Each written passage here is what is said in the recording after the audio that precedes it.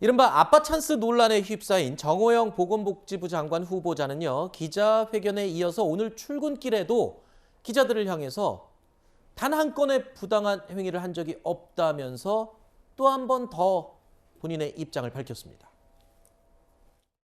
현재까지 단 하나의 의혹도 불법이거나 부당한 행위가 나타나지 않고 있습니다. 저는 자녀들의 문제에 있어 단 한 건도 불법이거나 도덕적으로 부당한 행위를 한 적이 없습니다. 자, 이렇게 불법을 저지르지 않았다라는 단호한 입장에도 불구하고 논란은 계속 추가로 쏟아져 나오고 있습니다. 특히 자녀들의 의대 편입 특혜 의혹에 대해서 정 후보자는 기자회견에서 면접 시험 당시에 누가 심사를 할지 알 수가 없는 구조였다라고 해명을 했었는데요. 하지만 해명 내용과는 달리 당시 면접에서 면접관들은 수험생이 누구인지 실명을 다 알고 있는 상태로 구술 평가가 진행된 것으로 알려졌습니다.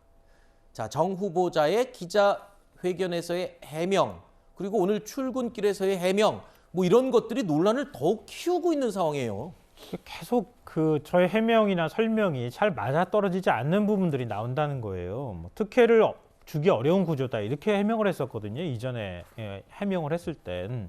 근데 특혜를 줄 수 있는 구조였다는 게 확인이 되고 있는 거 아니에요. 그러니까 예를 들면 그런 거죠. 그러니까 내가 만약에 구술 면접 평가에 들어가는 심사위원한테 따로 부탁하지 않았어도 그 사람의 자녀라는 거 다 알아요. 네. 알면 점수 더 주고 싶은 마음 생길 수도 있는 거 아닙니까? 그럼 그거를 배제하자고 해서 애초부터 이름을 공개하지 않는다거나 블라인드 처리하는 거잖아요. 또 블라인드 처리 안 했다는 거잖아요.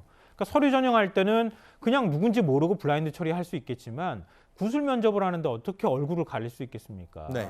그리고 그 사람 이름까지 다 공개가 됐다고 이제 보도가 나오고 있는 상황이거든요. 그것 자체가 특혜의 구조라고 해당할 수 있는 거예요. 그러니까 우리가 공정이나 상식 얘기를 할 때 제일 많이 얘기되는 게 절차를 분리하거나 절차적으로 애초부터 그 공정이 무너질 만한 절차를 만들지 않는 게 그게 제일 좋은 거예요. 네.